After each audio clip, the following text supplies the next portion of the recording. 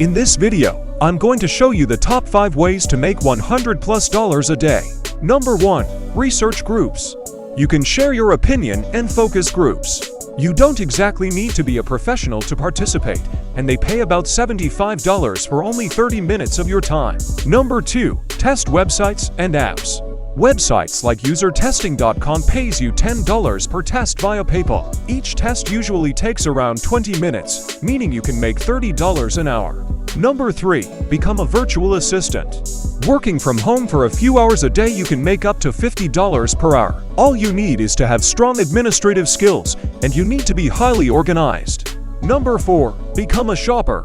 If you love shopping around, how about doing it for an extra $6K per month? You can make up to $25 per hour, though the average is around $20 per hour. Number 5. Drive people around.